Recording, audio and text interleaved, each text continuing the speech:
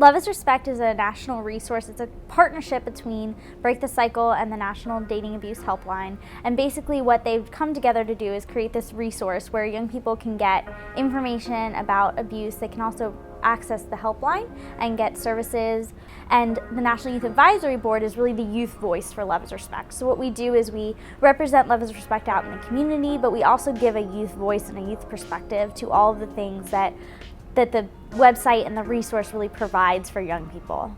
So my name is Jacob Bricker and I am the board historian, and my role as the historian is to collect all the records of everything that we've done, all the pictures, videos, and put them all onto our databases. So I just keep track of everything that has already been recorded and I make sure it's all archived.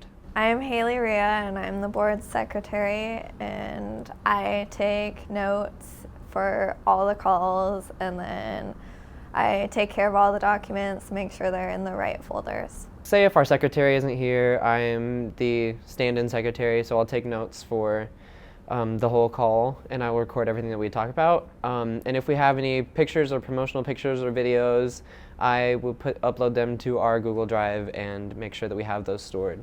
My name is Kristen. I am the Community Outreach and Advocacy Manager, which means I just keep track of everybody's hours and help them as they plan different outreach events locally in their own areas. My name is Raul Sanchez and I'm the Commissioner of Spirit for Loveisrespect. The main thing I do is try to connect people and try to have positive relationships on the board. So on the conference calls and stuff like that, I do the icebreakers, and then I do kind of like the closing and the sharing time and stuff like that. Hi, my name is Nicole DeSario and I'm the board activities liaison for Loveisrespect.org's National Youth Advisory Board. My role on the board is bridging the gaps between the 3 different committees that we have on the board. My name is Melissa Siegel and I'm the board chair. So I basically coordinate the communications between the general board and the executive team, and so all of the minutes and the calls to the meeting, all of that sort of communication comes from me. I also coordinate with the staff to help lead the executive team and help decide our direction as a group so that we can really take what the board wants and really turn that into a plan for the year. I love being on the executive team because I get to work closely with a bunch of other people and we get to come together and all bring different ideas.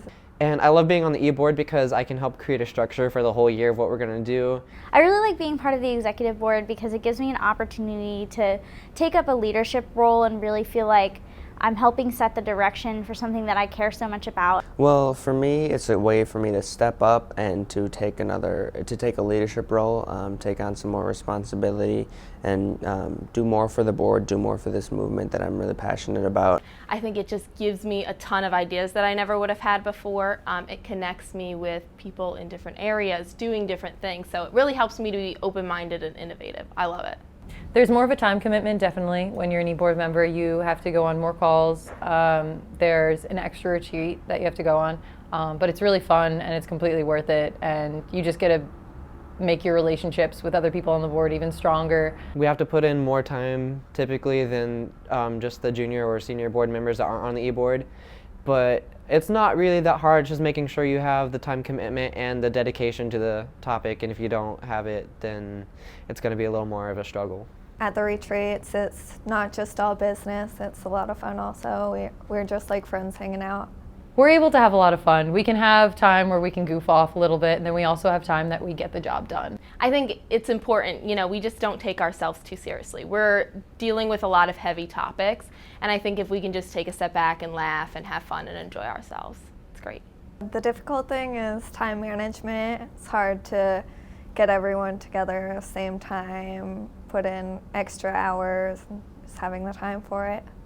We can always work on communication. That's always a little bit of a struggle considering we come from all over the nation, so we have to incorporate text messages, email, Facebook, call, Twitter, Instagram, everything you can think of to try and reach each other and communicate our ideas about projects that we're working on. I think one of the biggest things that the National Youth Advisory Board needs to improve on is just ownership. I think that there are so many members of the board, and sometimes there's just this idea that, well, there's so many of us that, I'm just another person on the board, but we all have such equal ownership over the board, and we really need to take that into perspective. And I think I would really like to see that everybody feels like the success of the board is reliant on them and not everybody else. And so I think that's really important. I think through that it will help improve participation and communication and all of the things that we've really been talking about that are so important. I've been on the board since it started, and it's been a bumpy ride, but it's gone from nothing, and it's just going to keep improving. If you want to do something different, if you want your voice as a youth heard,